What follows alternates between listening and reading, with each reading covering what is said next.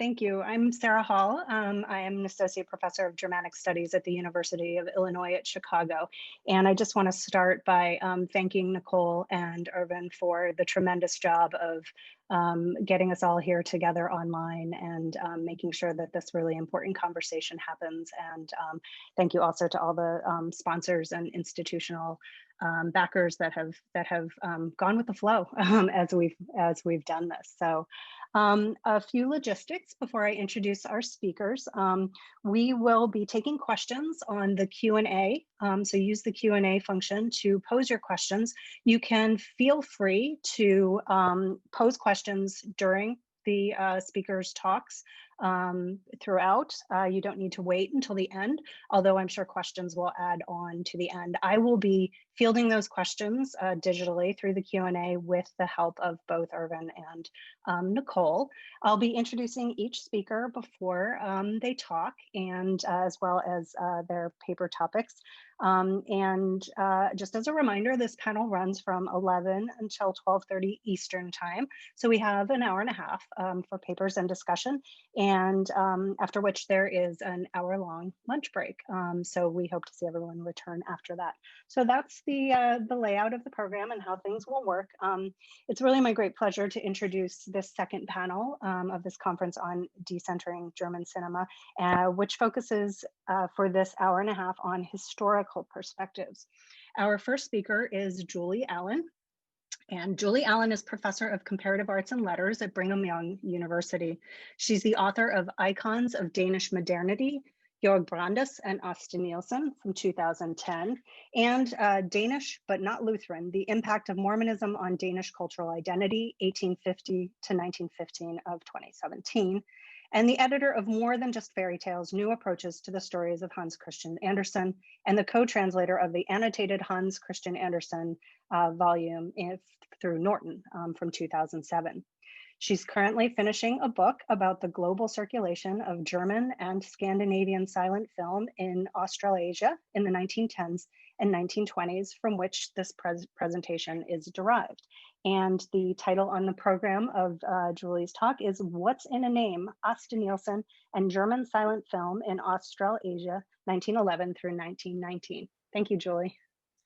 Thank you so much, Sara, and thank you to Nicole and Irvin. I'm delighted to be here. I was so excited to see this conference being posted, and then so sad when it looked like we would be not able to have it, and so I'm glad that it worked out to have it digitally.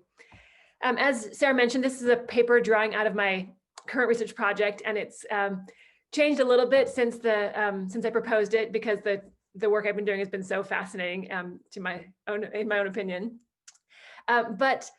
We heard a lot yesterday about the contested nature of German national cinema, and I feel like this particular case study does a really good job of opening a historical window on how long these problems of transnational production and circulation have made it impossible to classify German national cinema as a sort of cohesive, homogeneous body in any way.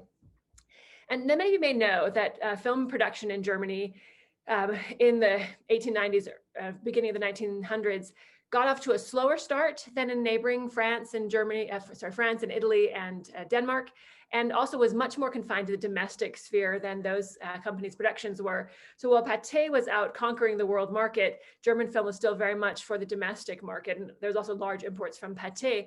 And as a result, German film was underrepresented in import-heavy foreign cinema markets like Australasia. And Australasia is one of those perfect case markets with really high domestic consumption and really low domestic production, for a variety of reasons, which I can't go into here. But so they import a lot of films, and Pathé had great inroads into the market as early as 1906, followed by Italian and Danish filmmakers, but German filmmakers weren't really involved in that market. And so when they try to break in, they don't have the name recognition that a lot of their peers, European producers, have. And so instead they rely on star brands like Asta Nielsen, who you may know is the first sort of monopole film star of German silent film. And so they use Nielsen's name and those a couple of other stars I'll mention to represent German film in Australasia, which comprises really Australia, New Zealand, and Tasmania.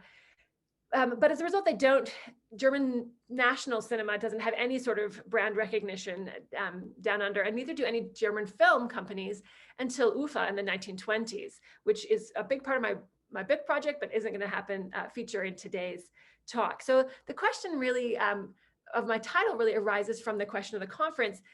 If the label German isn't associated with German-made films, can they still be described as somehow quintessentially German? What about them might be either beneficial for Germany or representative of Germany, or just have any really essentially connection to German film?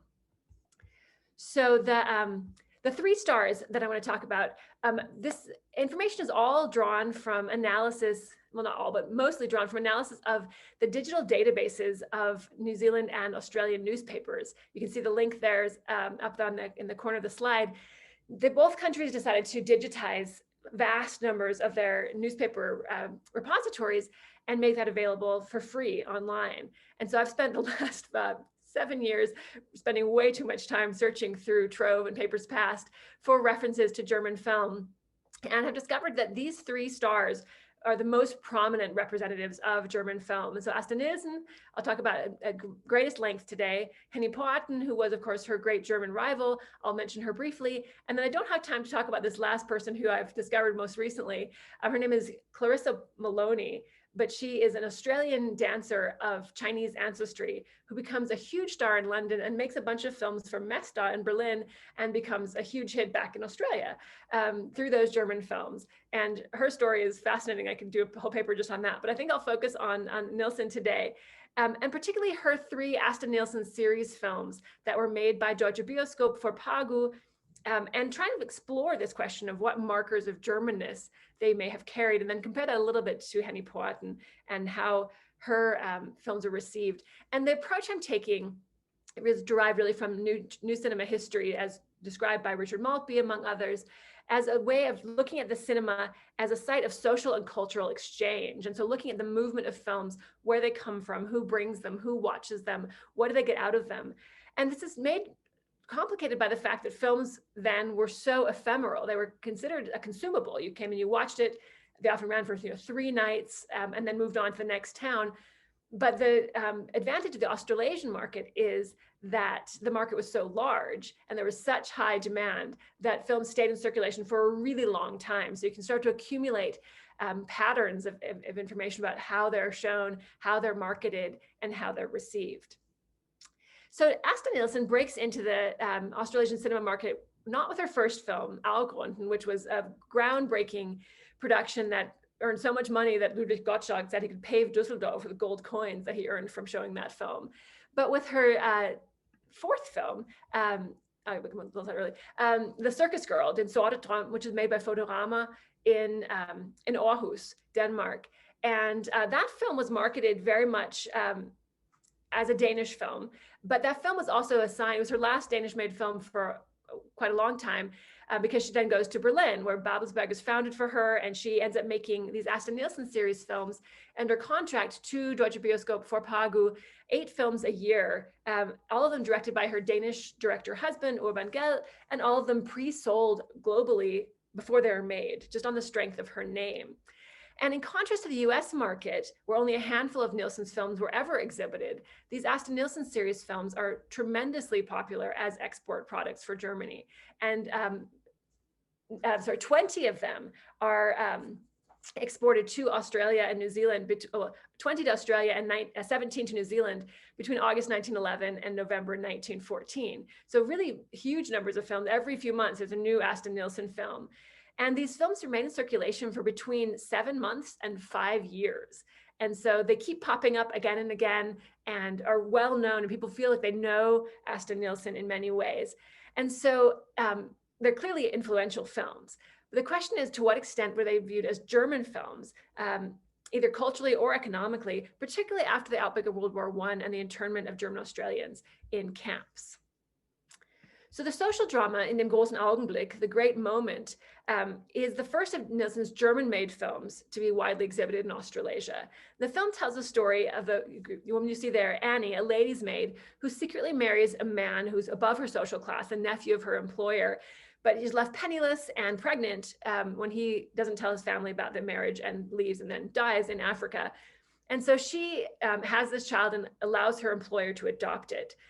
She changes her mind ultimately and steals the child back, for which she and her boyfriend, here you see depicted in the upper frame, go to jail. When they get out of jail, her boyfriend really wants revenge. And so he sets fire to the house of their former employers, which you see in the lower frame. But Annie is racked with remorse and concern for her child's life, runs to the house, saves the child, and dies in the collapse of the building. This film ran for about 26 months in Australia and New Zealand, a little bit staggered in time, but about the same length.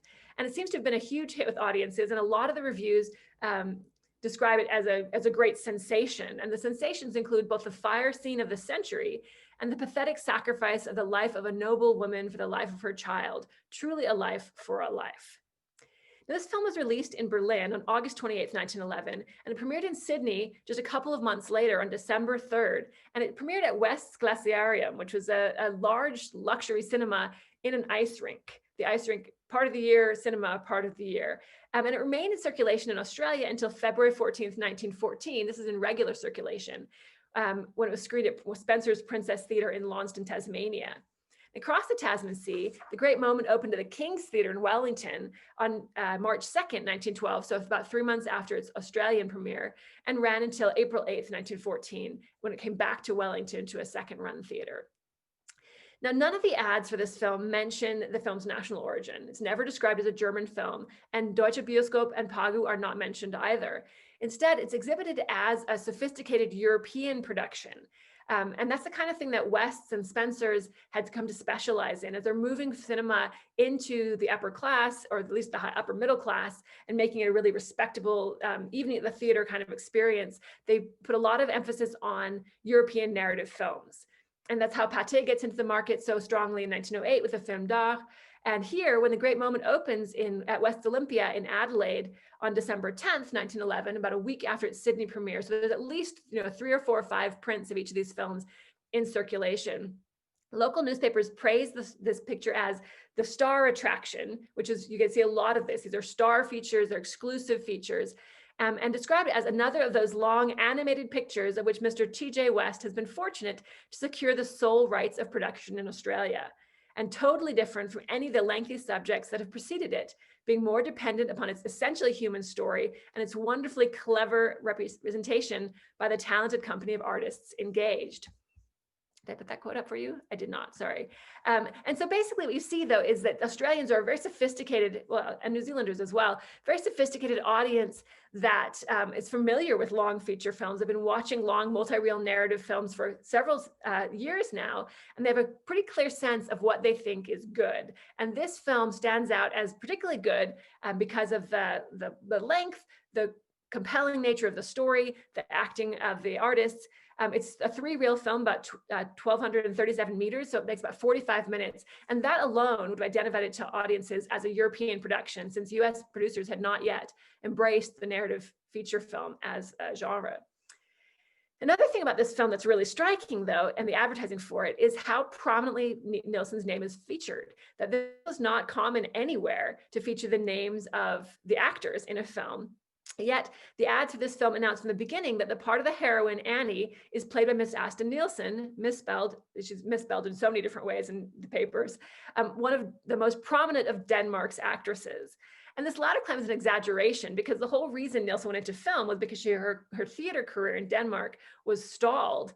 But it reflects the way that advertising in Australia had accommodated the theatrical stars of French film d'art, like Sarah Bernard, Gabriel Robin, Charles Le Bargy. All those artists had been prominently featured by name in connection with those French films. And so using that tactic with Asta Nielsen is another way this film is marked as European or continental. In fact, many ads describe her as affiliated with the Parisian Folie Bergère. That has no basis at all, in fact, but it certainly heightened the film's appeal for viewers. But precisely because neither Deutsche Bioskop or Pagu enjoyed any brand recognition, it makes sense that their names didn't appear. The film is often described as a French film instead, because that was what audiences knew, or as a Danish film, which is understandable given Nielsen's Danish citizenship and her involvement in Danish film earlier. even though only one of those Danish films had ever come to Australia at this point. In one ad, for example, from December 14th, 1911, about the same time that her third Danish-made film, The Ballet Dancer, made by Nordisk, was circulating, an ad in the Melbourne newspaper Punch enthused, quote, "The Nordisk company of Danish actors seems to have solved the problem of silent acting in relation to cinematographic production. Their latest success, The Great Moment, exclusively displayed at West's Palace, is as perfect a film as has been our lot to witness. The acting is everything that could be desired, the staging and scenic effects beyond reproach, and the tout ensemble summed up in 2 words, genuine success." By modern standards, the film's acting and staging and scenic effects may seem primitive, but for the time they were tremendously innovative, in particular the naturalism of Nielsen's acting style. You can see a little bit in that upper still, just her face could convey so much emotion with very little histrionic dramatics. The use of medium shots in these films becomes really, really common to showcase her body language and her face. And then the realistic effects of the house fire were apparently very extraordinary, as many reviews noted. So we've established that the film was regarded mostly as European, sophisticated, continental product, not so much as German. And yet there is some evidence to suggest that it did appeal particularly to German immigrants in Australia. It was apparently marketed widely with signboards and flyers, which are enormously ephemeral and don't exist, have not been preserved really in any of the archives I've visited. But it was particularly popular in Adelaide in South Australia, where there was large numbers of German immigrants. And this particular anecdote I'm going to show you next originates apparently from Sydney, but it was first published in an Adelaide paper and then circulated widely. It was reprinted in many, many papers throughout the region. And the newspaper tells us in December 1911 that Mr. J.K. Lund, a native of Denmark, has arrived in Sydney and intends to take up dairy farming on the north coast. While Australians are always ready to applaud the pluck of the Britisher, something might be said of the newcomer who has, at the age of 45 years, determined on making a start in a new land, for he cannot speak a word of English, a severe handicap in itself. When he arrived, he told through an interpreter how he walked along the streets looking at the signboards until he came to a boarding in which was inscribed "Ein ergreifendes Lebensdrama in 3 Akten von Urbangell, Asta Nielsen als Hauptdarstellerin." Then his face lighted, and somehow he seemed to think he was among friends. His native tongue gave him a sign of encouragement. And there are a number of things about this particular anecdote that I find really striking. One is the disdain for non-British immigrants, which becomes problematic in Australian history at various points. One is the fact that he's described as a native speaker of German, although he comes from Denmark, which suggests he might be from Schleswig-Holstein. Another is the fact that they reproduced the boarding in German rather than translating it for the audience. The article goes on to explain that Lund then claimed that he had been in Copenhagen at the time when this fire depicted in the film took place.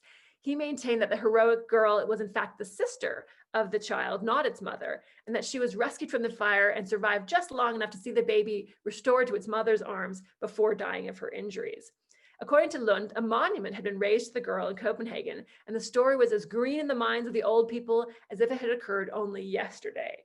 So it's not clear when he thinks the story took place, and it's not clear what monument he's referring to. There is no such monument to a girl who died in a house fire in Copenhagen today, but his claims of truth are less important, I think, than the fact that this anecdote resonated so strongly with audiences that it seemed to really confirm the narrative about this film being a heroic action. And it shared his view that the protagonist's selflessness and courage were more valuable than the shocking house fire, which got the film banned in Sweden.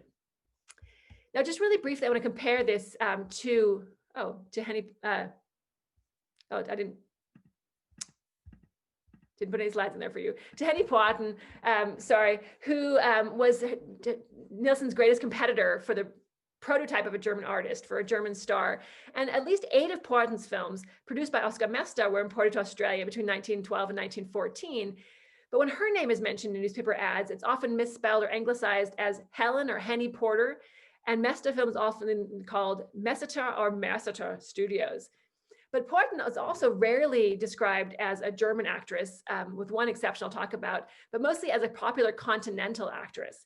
It's only in connection with her second film to be imported to Australia, Adressatin Verstorben, Addressee Dead, that she is described as Fräulein Henny Porter or Fräulein Helen Porter. And one reviewer in Adelaide did note, if Fräulein Helen Porter were to come to Australia, she would get an engagement the moment she landed. She is positively remarkable in West's newest offering, and the fine picture makes one wish to see her in other than a motion picture play. And so this is 2 years before the outbreak of war, and there's no hint of approbation associated with her Germanness, merely an enthusiastic endorsement of Australian appreciation for her talent. And yet, the fact that they do not refer to her as Fräulein any other times after this film suggests that this marketing strategy was not particularly effective. All right, I want to close by mentioning one more film, Die Suffragette, which was released 2.5 years after The Great Moment. It was Nielsen's 18th film to be imported down under. It's an interesting counterpoint to The Great Moment, both in terms of content and context. It's made in 1913 when suffrage battles are raging in Europe, but not in Australia. That issue has been decided much earlier, a decade earlier in Australia, 2 decades earlier in New Zealand. And so while audiences are interested in seeing this young woman of good family being radicalized, becoming a window breaker, trying to blackmail members of parliament, and ultimately placing a bomb under the seat of one, the film's outcome, which has her regretting this chair bomb, deciding that we shouldn't try to win our battles with violence, but with love, and her marrying then the politician she had tried to bomb, and ending the film with this pacifier in her own mouth, surrounded by children, and the caption, "The hand that rocks the cradle rules the world," would likely have been received as ironic by Australian audiences, this fantasy or nightmare of what would happen if women got the vote, and how to keep them down had no relevance. And so audiences there focus instead on Nielsen herself and her acting ability. They call this a wonderfully human drama throbbing with interest and the ambitions of England's womanhood. But make it clear that Nielsen is the main attraction. As this article from the Barrier Miner in 1914 makes clear, Miss Asta Nielsen, the charming photoplay star, is as much to the fore as Mrs. Pankhurst and Sylvia Pankhurst are in the real agitation in England. She is without a doubt, in fact, both the picture and the story. Without her, the story might be dull. It is the actress's vivacity, her sense of comedy, her very dramatic power, which makes The Suffragette what it is, a live drama of modern incident. And this film, if you notice, debuts in Australia not too long before the outbreak of war, and continues in circulation well after the outbreak of war. In fact, 8 other films of Nielsen's are also circulating at the same time in Australia and New Zealand at the same point. And 4 more films are imported before the outbreak of war, when the embargo then means that no new films can be imported. But this film continues to circulate, is shown regularly until September 1915 in Australia, in New Zealand, and October 1915 in Australia, while The Great Moment makes a comeback in August 1917. And perhaps because they'd never been associated with Germany or in any way as a German product, there's no indication that they were subject to the import ban or had any circulation problems. And in the contrary, her films are advertised alongside war documentaries in conjunction with reports of Anzac troops embarking for the European theater, even as more than 500 Australians of German ancestry were interned as enemy aliens in prisoner of war camps. But still, perhaps to reassure potential viewers, the advertising does shift more heavily towards emphasizing her Danish citizenship. And this ad here on the right of the screen from August 8th, 1914, only 4 days after Britain declares war on Germany, announces a rare exclusive showing of The Suffragette, accompanied by special patriotic music. But it shows Nielsen's name and the film title in caps 25 times and advertises, as you can see here, you must remember that Miss Asta Nielsen is the famous Danish actress who pleases all who witness her splendid work in Nordisk and Hupsch photoplays. And so the patriotic music shows the heightened national sensibilities and these attributions to Nordisk, where she had only made the one film back in 1911, and Hupsch, which was a distributor, a German distributor in England that was being actually persecuted in England, would be shortly afterwards, for the founder's German citizenship, are really telling that they're trying to make it clear that she's a safe quantity, that she can be, her films can be watched without concern. And as one British exhibitor noted, tellingly, it's rather difficult, he said, to know the German films from the British. So there's nothing about the films that seems so German. This film is set in England and seems to be a very British film. And so in conclusion, it seems clear from contemporary newspaper coverage that the profile of German film in Australasia remained very low in the pre-World War I period, despite the fact that at least 52 German films were widely exhibited there. The prominence of star brands like Nielsen's and to a lesser extent Poatens and Zaharet's resonated more, that was Maloney's star name, resonated more with the audience than either the names of German producers or the idea of German film. German films were viewed alongside French and Danish and Italian products as sophisticated, high-value European or continental products, more than as particularly German in any way. But this same anonymity allowed them to stay in circulation throughout the war years. And the audience indifference to the national origin of German films in the pre-war period, I think, is indicative of the cosmopolitan nature of the Australian market at that time, when half the films they saw came from a variety of European makers and only half from America.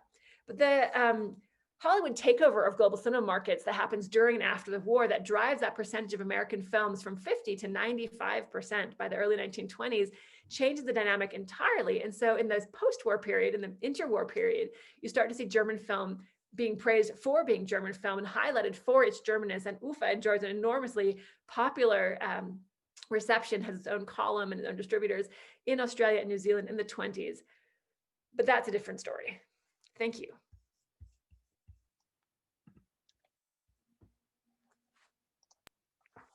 Thank you, Julie, for these really interesting examples of transnational, sort of unrooted national cinema. As I mentioned before, people can feel free to put questions in the Q&A already, and we will save all the questions until after all three presenters have presented. So our second speaker is Hanya Daemon. Hanya Daemon is coming to us from King's College London, and we have Hanya now here on screen. Hanya studied history at the University of Vienna with a focus on visual and cultural and contemporary history, and has also spent a year abroad in Paris studying at the Panthéon-Sorbonne University. She obtained her PhD at King's College London's German department. Her thesis was on the German film industry under British and US control between 1945 and 1949. And her upcoming monograph will focus on film production in the British zone in this period. Hanya's research interests include film and cinema history, artists in exile, and unmade film projects. And the title of Hanya's talk today on the program is German Filmmaking Under British Supervision in Occupied Germany, 1945 to 1949. So thank you for being here, Hanya.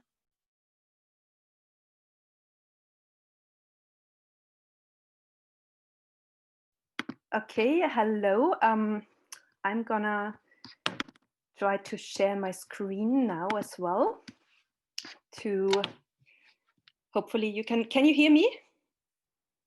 Can you, yeah, you're nodding? Yes. Okay. Yep. Yes. Thank you very much. I have not that much Zoom experience, so I'm excited to be here. And today my talk focuses on German filmmaking under British supervision in occupied Germany between 1945 and 1949. Yeah, here you can see a map of the zone of occupation, and I will zoom in on the British zone for several reasons. Because so my monograph will also only focus on the British zone because less research has been done on British film policy as opposed to US film policy, for example. And sometimes it has been suggested that the British followed the US-American lead in their approaches to re-establish the German film industry after 1945 in their zone. However, my research, I found, has been demonstrating rather the opposite, that the British often preceded the US Americans in their film-related measures. After the Second World War in May 1945, all German film production initially ceased. And cinemas, many of them were in ruins, had to remain initially closed. And the British actually, so this is an example where the British preceded the US Americans, the British decided to bring the agreed date to open the cinemas forward. So it was agreed to open the cinemas in autumn 1945, and the British decided to open them already in summer.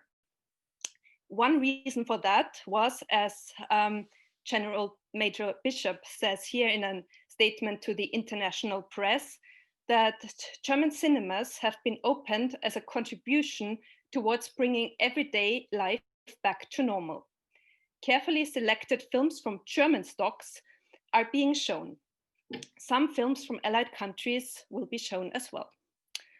And another statement can be found here, rather early in August 1945, that also said that as soon as raw stock supplies make it possible, Germans will be granted permission to produce their own films. He mentions here one of the big problems of re-establishing the German film industry after 1945, namely the lack of film raw stock. I have put here on screen the other problems as well. And in the British zone, namely the lack of studio space, and initially no studio existed in the British zone. The question of personnel was also very relevant. Who would be allowed to make films? And different zonal policies were put in place, for instance, regarding denazification. So again, playing into the question of personnel, and also regarding the screening of German films made before 1945.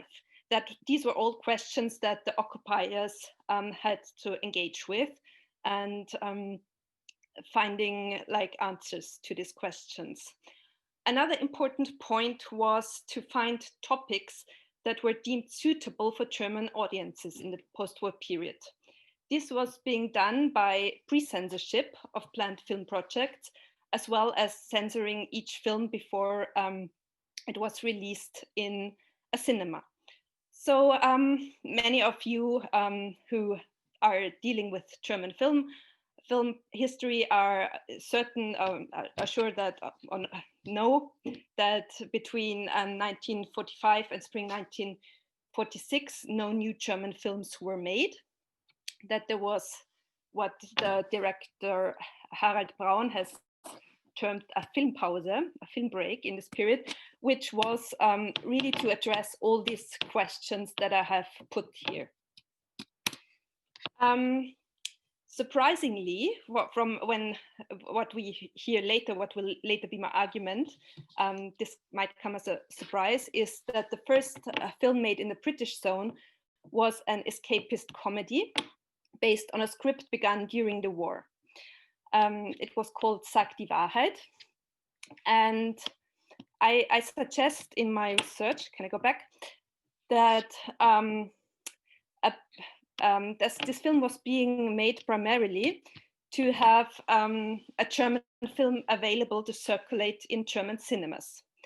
The British film section became very aware that the Germans preferred to hear their own language in a cinema, which this knowledge increased the British film section's desire to have a new German film to circulate. And they said, as a memo from 1946 stated, that it would be sad if we had to use raw stock to make fresh copies of old films because we have not enough films to circulate. This film is rather unusual because it is a non-topical film, not dealing with the post-war issue, although some people argue that the topic it addresses, which is around like not being able to tell the truth for 24 hours, also has a message for post-war audiences. But it was not a film like others that were more into a spirit of reconstruction and of dealing with a post-war issue, and that played much more into this aim in the British zone, which here in the words of the Field Marshal Montgomery, was to eradicate the best allies of Nazism, past and future. These are idleness, boredom, and fear of the future. We must get rid of the bad ideas from people's head. and replace them by good ideas and by hope. So if you watch films from the Western zones, from the British and US zones actually as well, you notice that many of them are made in the spirit of reconstruction. And actually, it seems to have been a British guideline that films definitely and really should be hopeful and optimistic. So, for instance, the British Zone Review stated in October 1947 that an endeavor will be made to make German post-war films a value for the rebuilding of Germany, as well as providing entertainment. This led in July 1949, the intellectual Erich Lüth to kick off a debate whether the British film section was doing a censorship via detour, as he calls it, Zensur auf Umwegen, because the British film section at this time was in charge to license German film projects, to ask for the film proposals, and to allocate the film raw stock that was available. We have heard that the film raw stock was in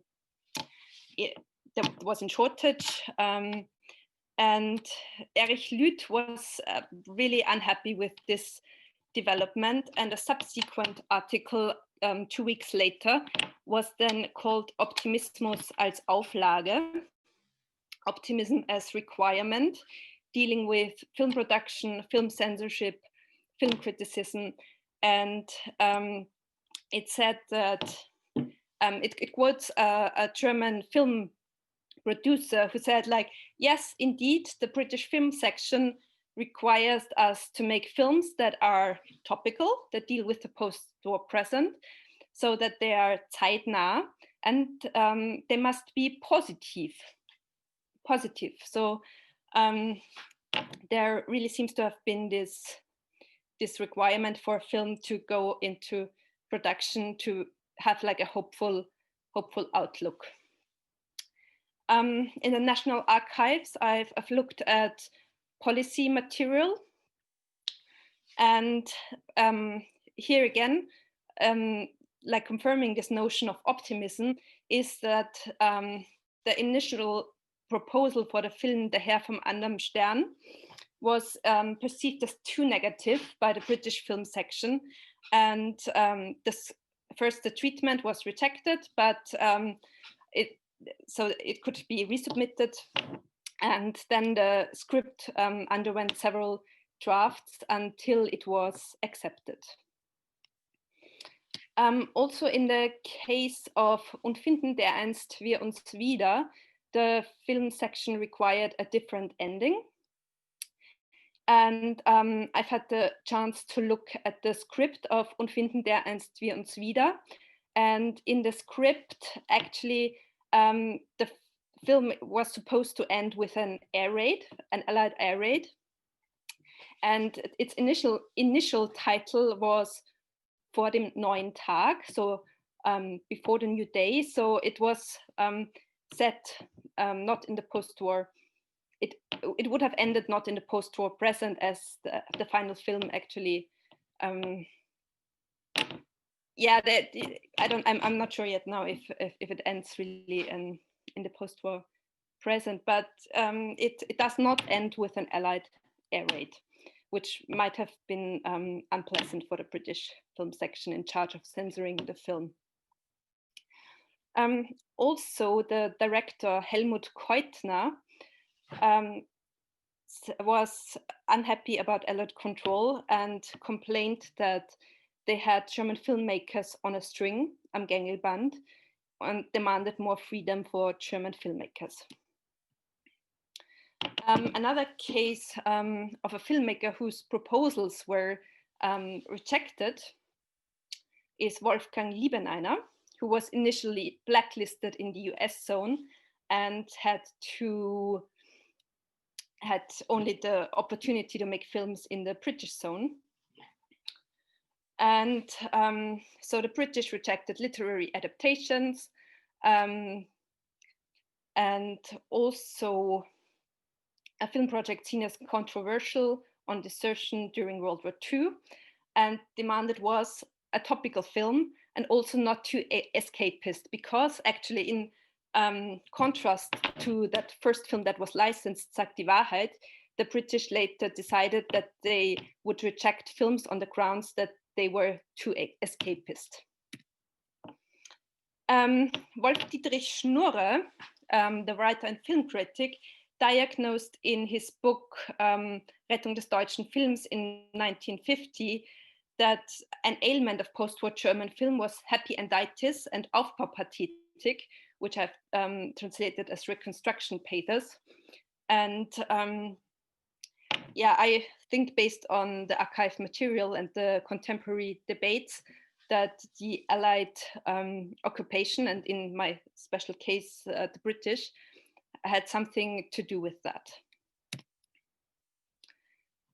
So I'm gonna conclude, and that I've come across like two schools of thought in scholarship, that there are those that see the film corpus after 1945 of the early post-war film period as a reflection of national mentalities.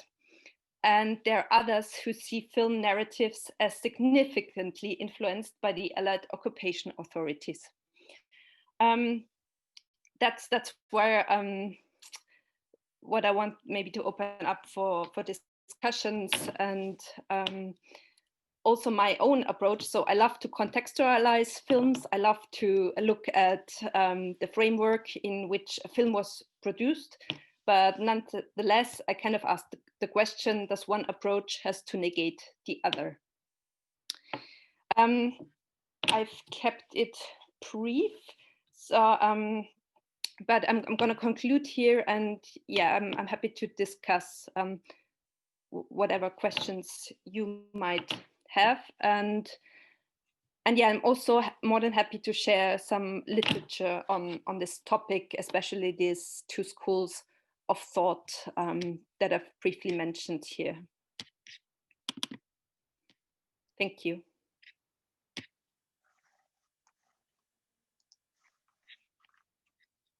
So thank you.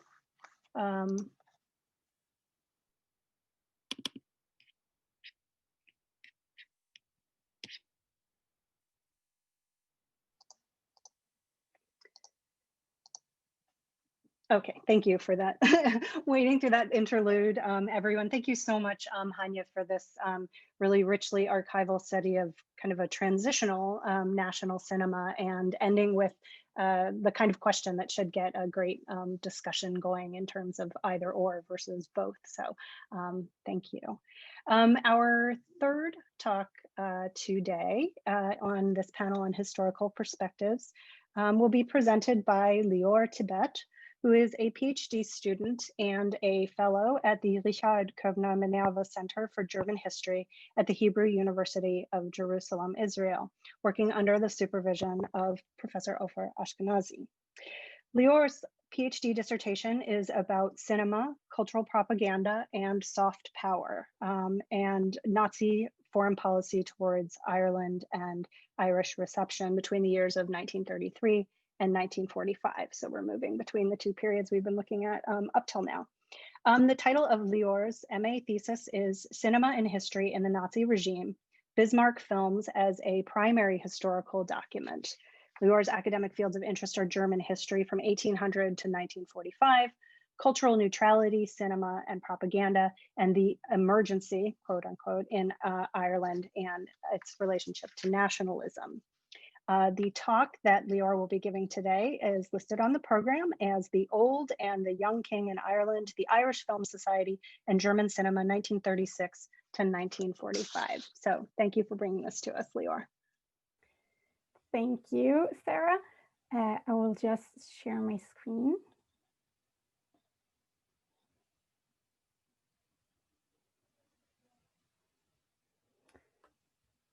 Okay, so thank you, Sarah, for the introduction, and thank you, Nicole and Irving, for this wonderful conference. As Sara said, the topic of the paper today is on the Old and the Young King in Ireland, the Irish Film Society and the German cinema, 1936 till 1945. The Old and the Young King is a Nazi historical propaganda film from 1935, which was screened in Ireland in 1941. Today, I will give an historical overview on the situation of the Irish film industry at the time. I will then tell the story of the IFS as a private cultural organization and its relation with the German cinema. Lastly, I will focus on the screening of The Old and the Young King as a case study. Today's paper is on a very small part of my ongoing PhD research on Nazi culture, and specifically films in Ireland between the years 1933 till 1945. After writing my MA thesis on historical propaganda films in Nazi Germany, I decided to look at what happened to this kind of films when they reached neutral countries. Reading about Spain, Switzerland, and Sweden led me to focus on the one neutral country not yet fully examined, Ireland. In 1933, Ireland was functioning as an independent country as part of the British Commonwealth for 11 years. Reading the pioneering works of Kevin Rockett, Ruth Barton on the early years of Irish cinema, I understood that studies on the situation of foreign films in Ireland focused only on the interaction with English-speaking countries and Ireland's geopolitical relations with Britain and the US. Much like what this conference is trying to do with German cinema, I decided that it is time to shift the focus and research to research to a non-English speaking and one of the Axis countries, Germany. To best understand the German example, first we need to understand the Irish film industry status at the time.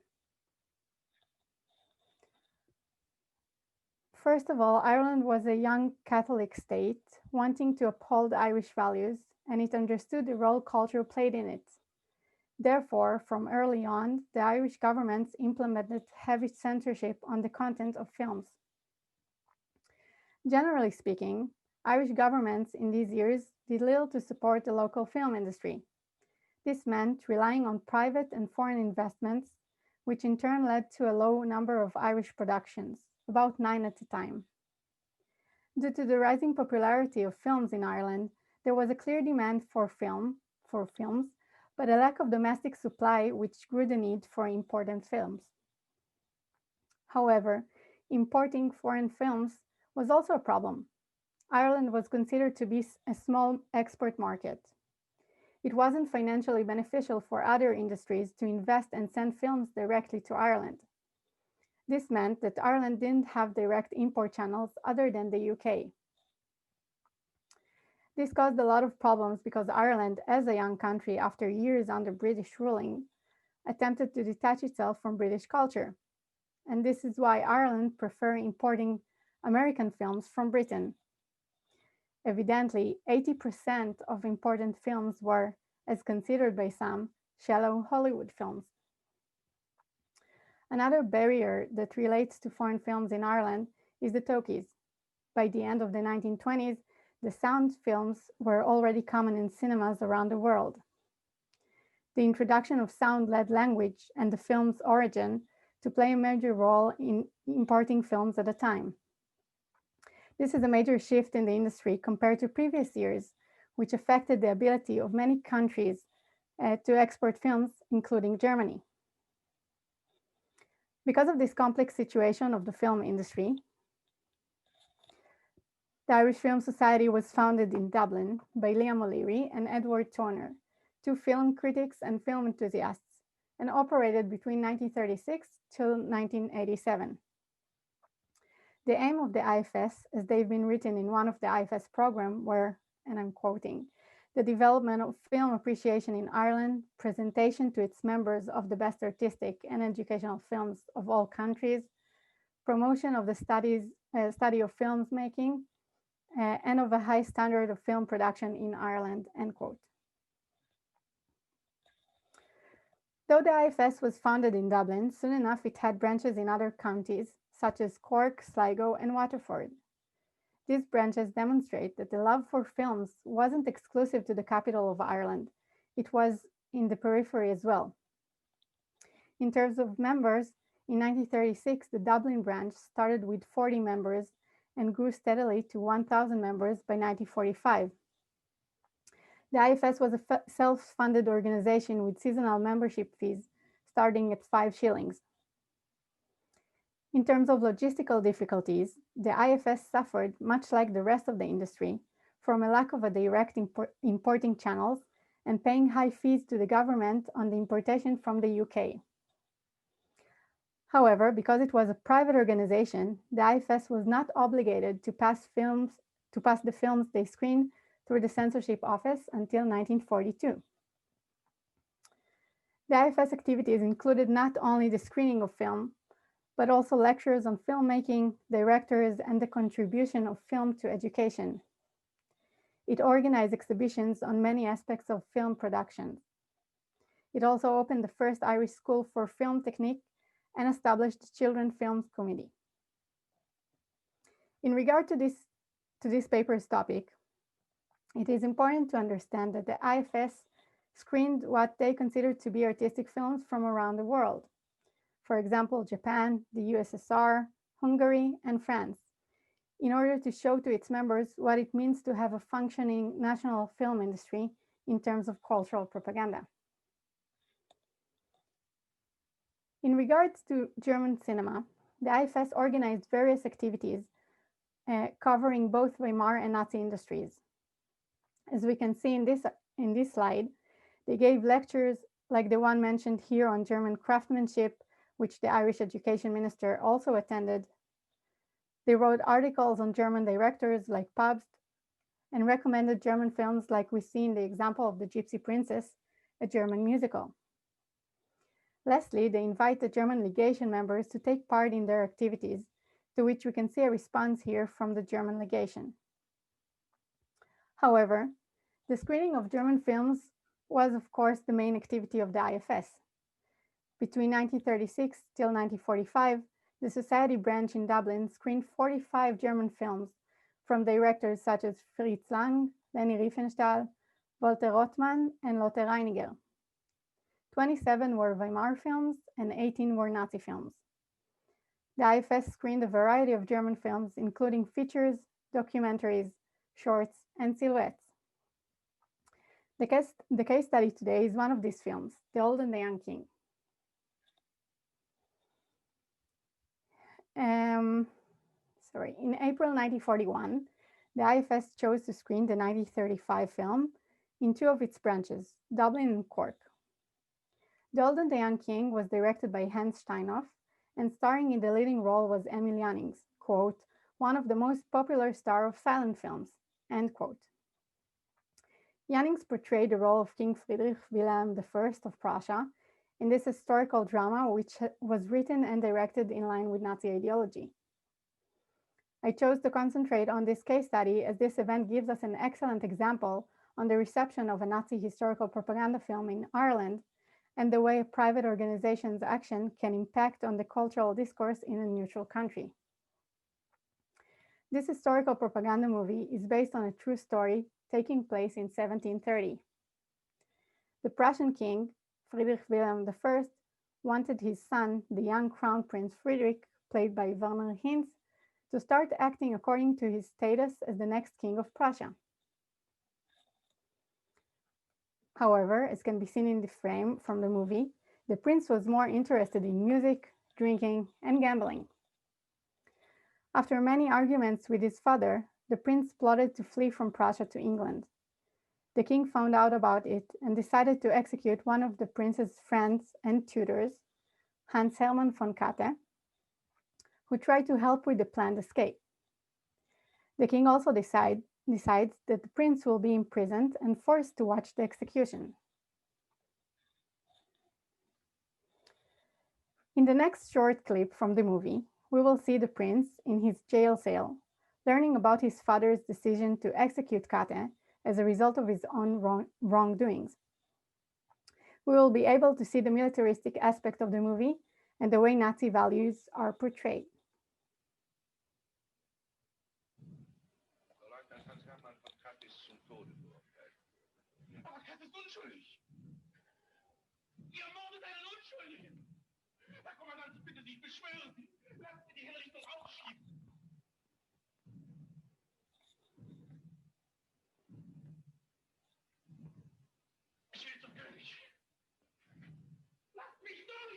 Was geschieht, geschieht auf Befehl des Königs.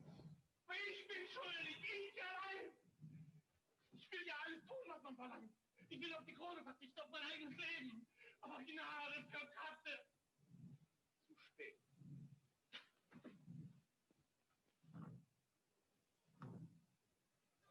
Vater! Vater! Ich bin schuld an deinem Tode. Ich bin dein Mörder. Vergib mir, Vater! Vergib mir! Ich habe Ihnen nicht zu vergeben, mein Prinz. Wenn ich 1000 Leben hätte, ich würde sie mit Freuden für Sie opfern. Katte! Katte! Herr Jesus, in deine Hände befehle ich meine Seele.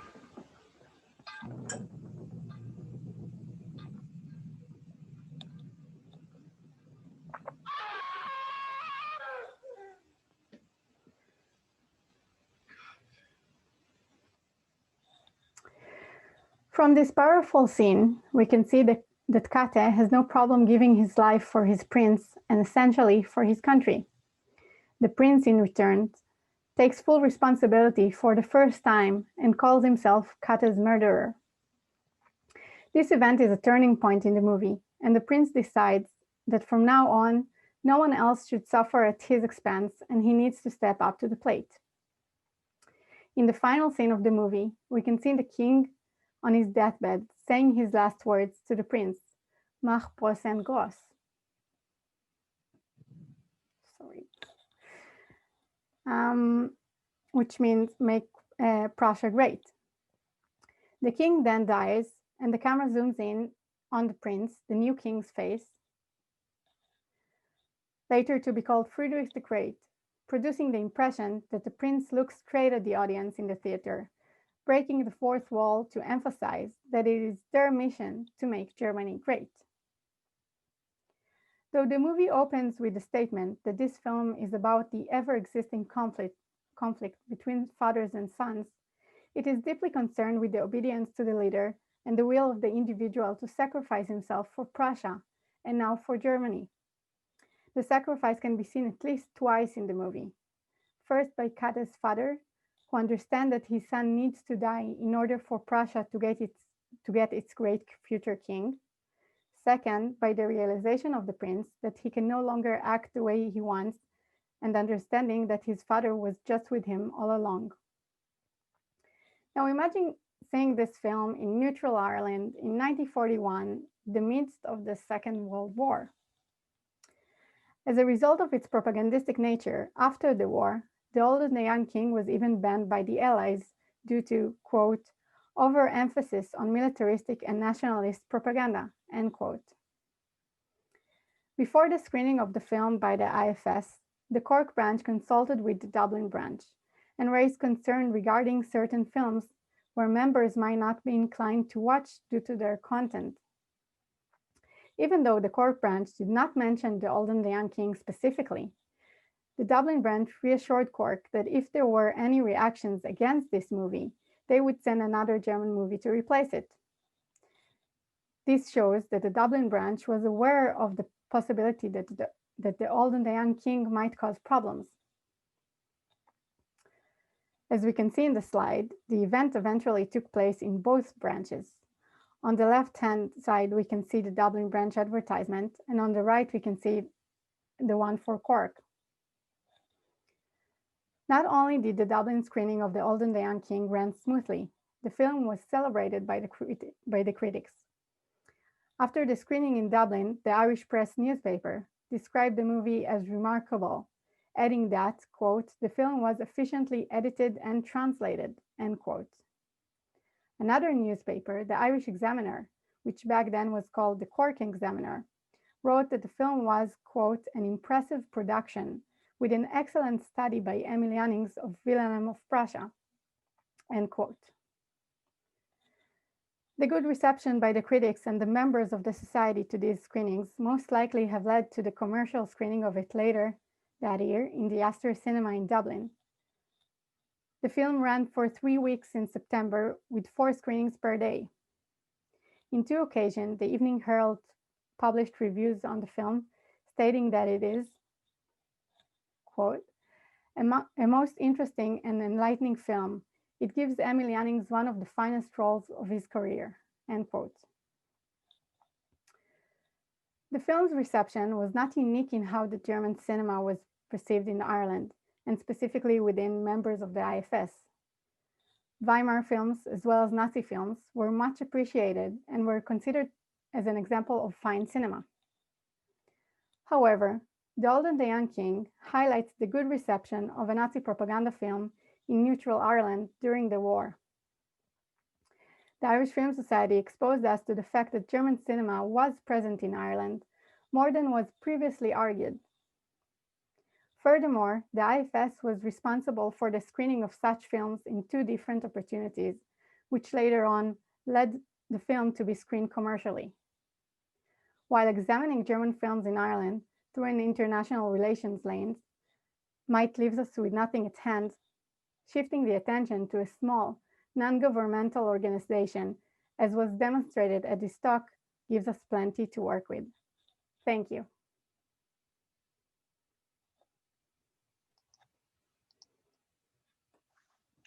Thank you, Lior, for relocating our understanding of this film that is, usually conceived of in such a tight national cinema context. I think that gives us a lot to think about in terms of not just transnationalism, but renationalizing things as well. So what a great array of deeply archival and original approaches to this long history of the first half of the 20th century. We already have a question coming in on the Q&A. I want to encourage everyone to put your questions in the Q&A, and I will field those with the help of Nicole and Irvin. I'll read them out loud, and then if people want to follow up with more commentary, follow-up questions, asking for details, or returning to things on the slides, etc., you can put that in the Q&A as well. It will be a building conversation. So we were asked if we could give you all a sense of who is in the audience right now, and I think that's important for everyone to know so that you have a feeling for who's out there and who we're talking with all together. There are about 26 folks in the audience right now, and it is a combination of graduate students and early career professors and senior scholars as well, if you want to put it in those hierarchical terms. But it's everyone here that I can see on the list is coming with a great knowledge and curiosity. And we also have folks from various spots around the globe from what I'm seeing. So that's the benefit of the Zoom format. So I will ask all the panelists to go ahead and put your cameras on when you're ready, and then you can unmute yourselves as you want to discuss, but maybe that way we can get a little bit of a group dynamic going here. So our first question comes to us from Elizabeth Ward, and it's a question for Hanya. Elizabeth, thanks Hanya for such an interesting paper. And the question, Hanya, is could you expand on who was making or influencing the decisions in the British film section? Did anyone there have a knowledge of German film history or even German culture more broadly? So Elizabeth is thinking of the positive roles played by Erich Pomar in the US sector and Sergei Topanov in the Soviet sector in advocating for German filmmakers. Are there similar parallel people in this environment as well? Have you come across that yet in your research? So there's not really a comparable figure to Pomar. And I think one of the problems that I've come across sometimes, that I really don't know who in the end was in charge of making the decision. But what is perhaps important to mention for the British zone is that they imported the documentary filmmaker Arthur Elton as a film advisor. He was not there from the beginning, but once he was stationed in Germany, he wrote memos with suggestions on how to rebuild the German film industry. And the head of British film section was a Gregory Buckland Smith. He has been described as being benevolent towards German film production. And but for instance, even if we take these two figures, Gregory Buckland Smith and Arthur Elton, they not always agreed, for instance, on the question on should we build studios in the British zone. So Arthur Elton said, like, okay, let's have the German film in the streets, and they don't really need studio space. Whereas Buckland Smith said, actually, yeah, it would be good to have really a studio in the British zone also, like in terms of competing with the other zones, actually. But there was none like such a major figure like Pommer in the British zone. Thank you so much. I was wondering if Lior or Julie would want to also jump in on the question kind of agency in these histories, and how much the archive allows you to have a sense of, you know, who the decision makers were in these moments. You were able to touch on that a bit, but are you hitting any kind of walls or interesting comparisons internationally in that regard? Would either of you like to expand on that question of agency and authority in the zones that you're looking at?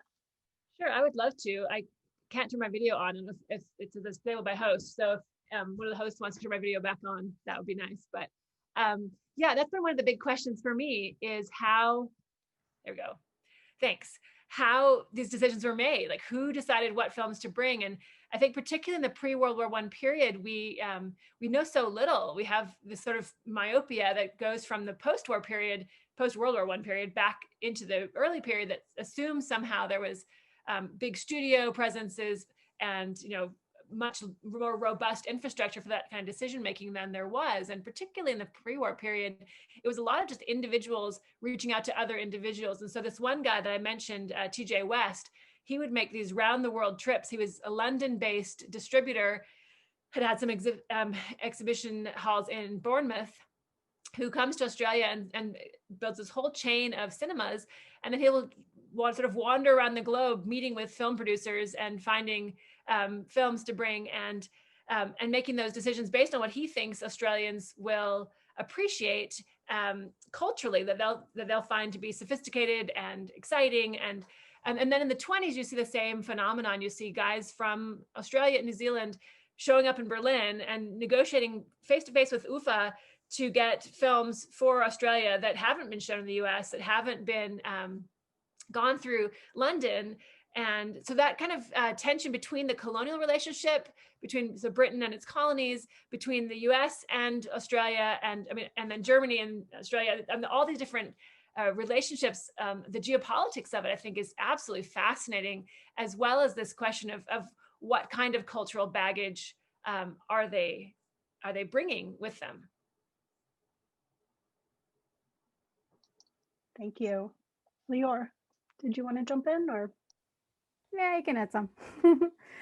So the problem with Ireland is because, as I said, there wasn't a direct importation from other countries.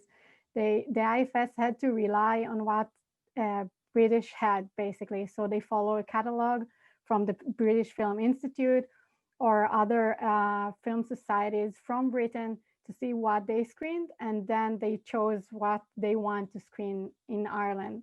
So there wasn't any a free range of movies they can choose from. And this is why the example I gave was, to me, so interesting, because they chose to show this movie and not something else. Yeah, and I think it's really interesting to think about how we are kind of boxed in by the histories by virtue of archiving practices and preservation contingencies and things. And I think that that's, you know, lies kind of as a subtext of all of the diligent work that all of you are doing. So our second comment is a statement of appreciation from Valerie Weinstein. Fascinating talks, great panel, and thank you to you all. And one of the deficits of Zoom is, of course, that we can't hear everyone's applause. So we'll let that step in for some applause here. Thomas Hackinson has a question, also remarks, very fascinating presentations. Thomas is curious about the types and kinds of raw film stock that Hanya noted in your talk, Hanya. Could you, Hanya, say a bit more about the material forms of that film stock? And then I will open it up to all the panelists to talk about the materiality of the films themselves, especially as we're sitting in a digital age and perhaps even consuming more of these cultural objects digitally than we normally would be when we could travel to archives. I think that's really kind of a pointed and a poignant question for all of us, but the materiality of the film stock. And then I'm also always curious if I can piggyback onto Tom's question about projector technology, the physical spaces of projection, reception, exhibition. But we'll start with Hanya and Tom's question about the material forms of film stock. And then if anyone wants to expand on that, I welcome you to do so. Thank you very much for your question. And I realized that actually it is hardly ever specified what kind of material is needed to get film production in post-war Germany restarted again.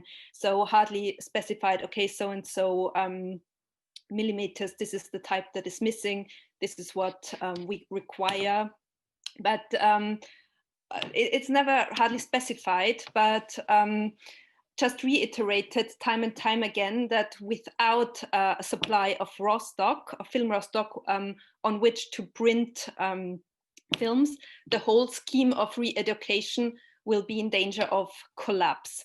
This is also taken from a British memo, a statement. But yeah, so basically just the material to print the films out, but hardly any technical specifications. But I might have another look in my material if I can come across at least like one document that specifies a bit more precisely what kind of material might be needed, was needed then.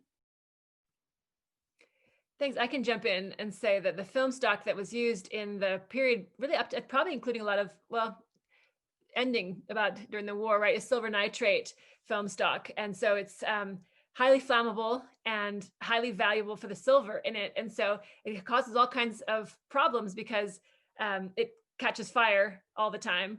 And so they're always having new protections put in place to protect people from the film burning. And if you've seen Inglourious Bastards, you see them, you know, igniting that huge pile of nitrate film.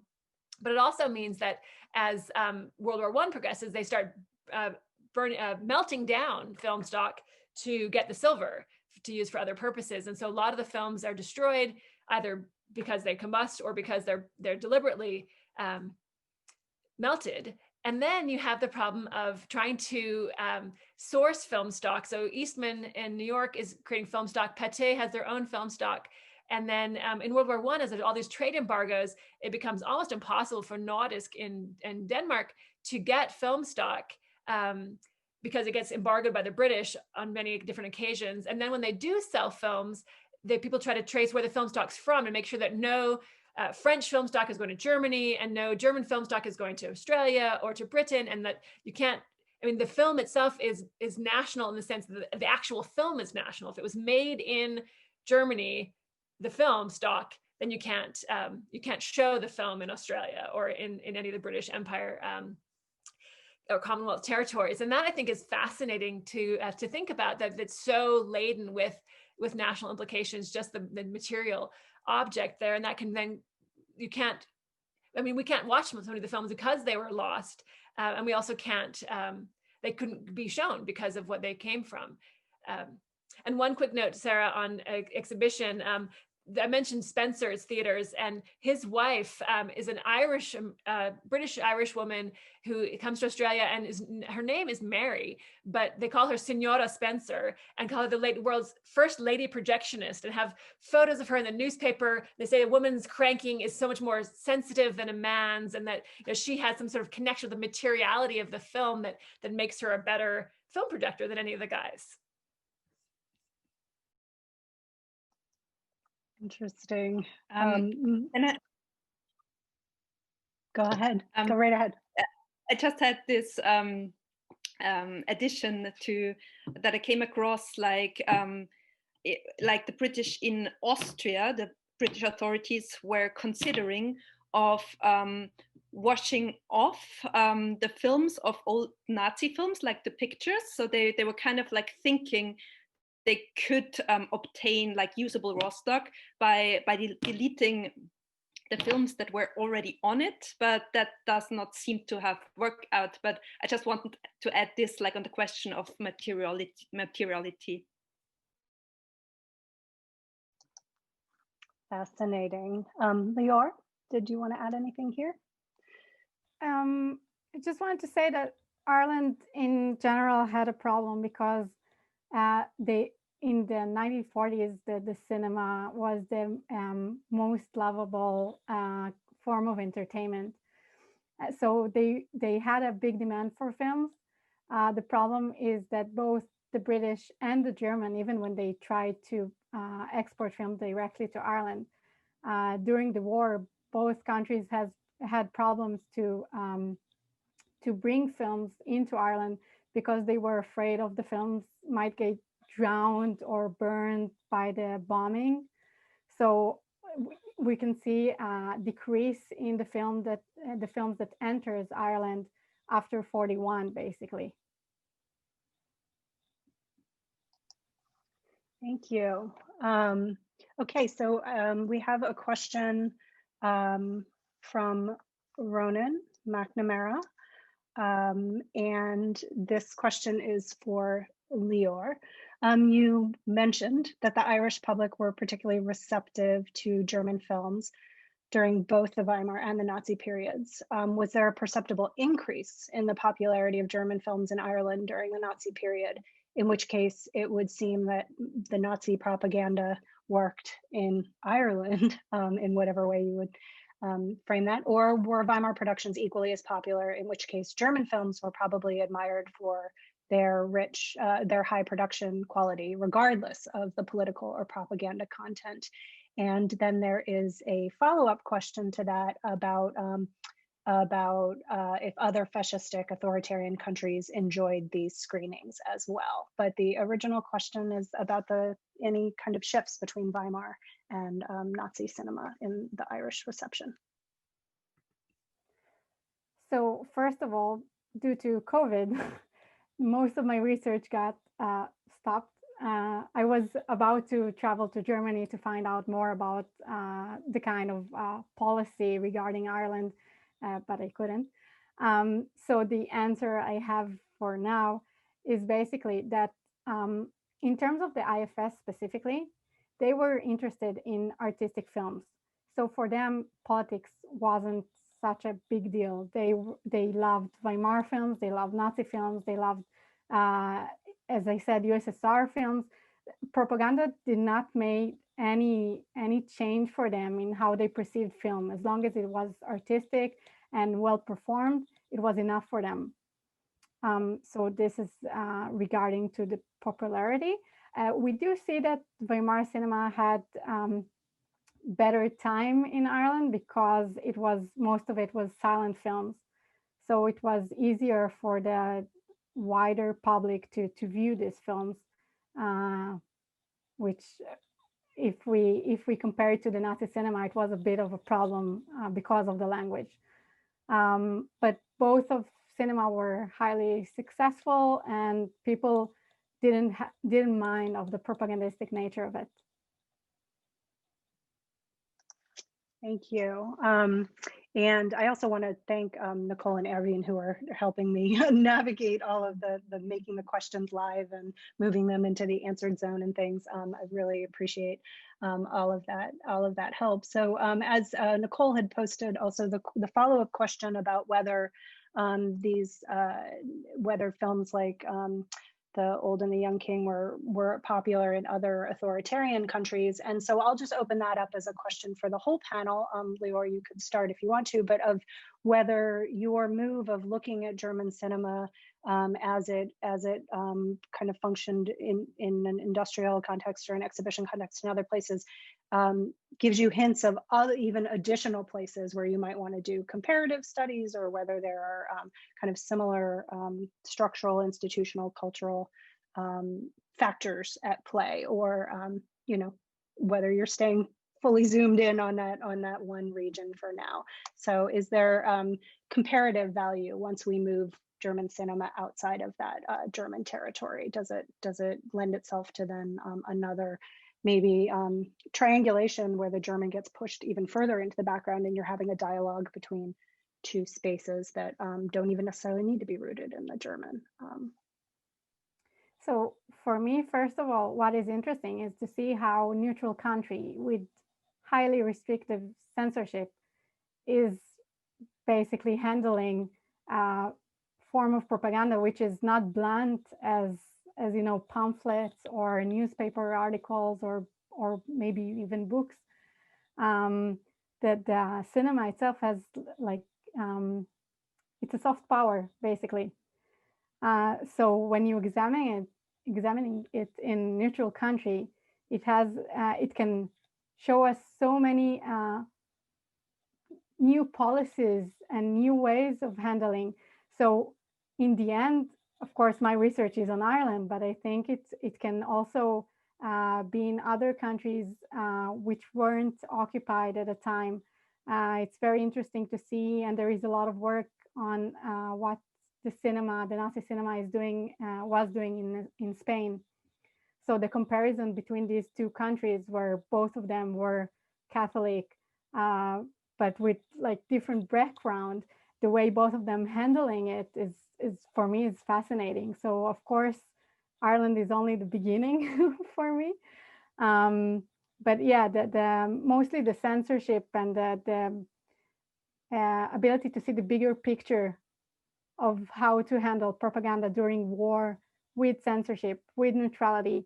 It's such a big topic to research on. If I can comment on that, I think it's interesting. One of the hard things to recover through archival work is what people thought of content, right? Like how much they responded to the story in the film. Like obviously they liked like the big fire and the great moment I talked about, but whether they felt shocked by it, like the Swedish censors felt like they would be, or if they felt empowered by it, like the German Mutterschutzbund thought they would be. We don't have enough records. Like none of people kept diaries of the films they watched. But it is striking how films that we, from our perspective, would think would be super problematic aren't. There's some films, both Henny Poaten and Zaharet have these films that they put in, well, not Nielsen as well. There's a lot of war films and spy films, and some where like the female protagonist plays a spy stealing plans from the enemy and bringing them back. And in some cases, they're clearly demarcated as like a French spy bringing plans back to France from Germany, which you think German audiences would have had a problem with in 1912, right? But then in other cases, they're German spies getting plans and bringing them back to Germany, which you think that Australians might have a problem with in 1915, but they don't.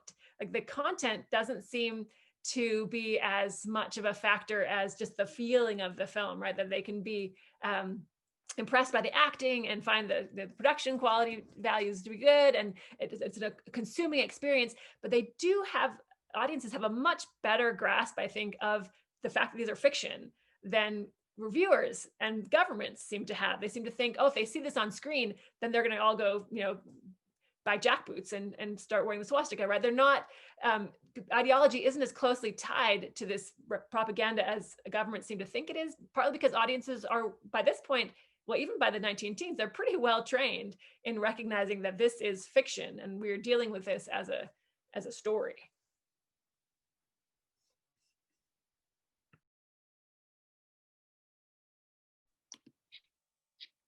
I kind of want just like to give a brief comment on what was also in the question, was whether Weimar cinema was admired, and therefore this production had the Nazi productions had gained like a special status because German films were supposed to be good.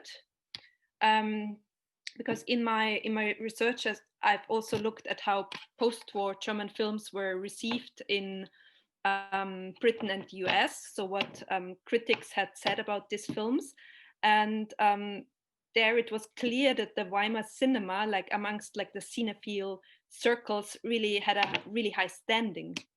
So it's just like an additional thought on foreign receptions. And although we don't have like any personal records, I find it really interesting to look into contemporary reviews to see how an individual film was received.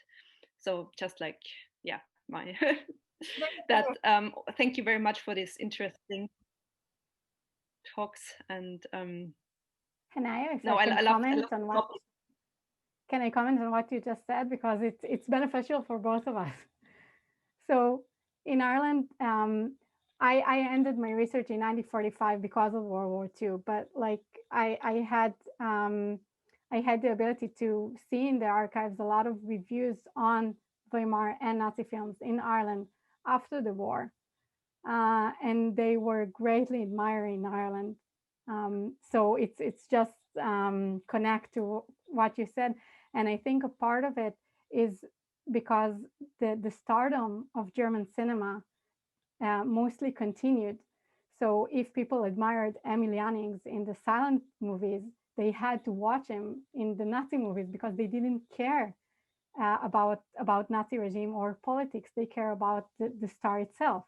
And it happened with a lot of other admirable figures from Weimar films who just continued to Nazi films. So if you might look for specific names, as I did in my research, you will find specific reviews on films, and yeah. Can I just jump in and ask one more thing? I think that the star factor is huge, but I think also the politics of American film being such a behemoth is a big thing. And I wonder, I was gonna ask Hanya if there was time, but how much, I mean, in the 20s, you have all these efforts to counter Hollywood, right? And British-German co-productions, and the way films then become, European films become much more important that they're European in Australia, for example, because they're not American films. And I wonder how much that plays in Germany after the war, that the British and the German already have this history of cooperation, and they're trying to keep American film at least from swallowing the whole market. And then in Ireland as well, that there's this sort of resistance against, you know, both American and British film by saying, hey, but German films are pretty awesome.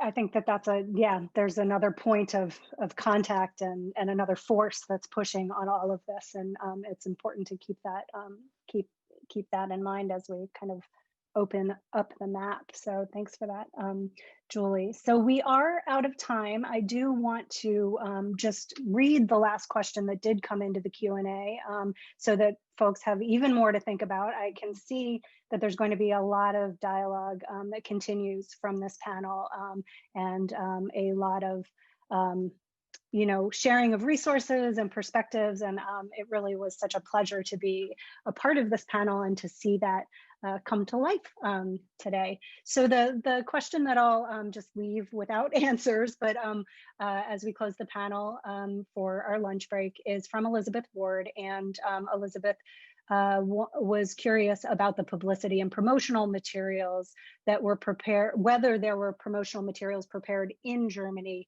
for the market audiences abroad.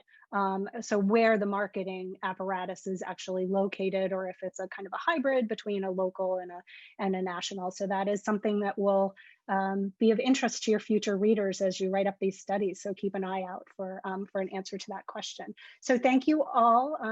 Thank you, Julie, Lior, and Hanya for your excellent research and your papers. And I just want, on behalf of all the people who are in the audience right now, to give you an enormous round of applause. Such great, great work. So we do break for 1 hour, and we will be back at 1:30 Eastern time for the next panel. So see you all then. Thanks.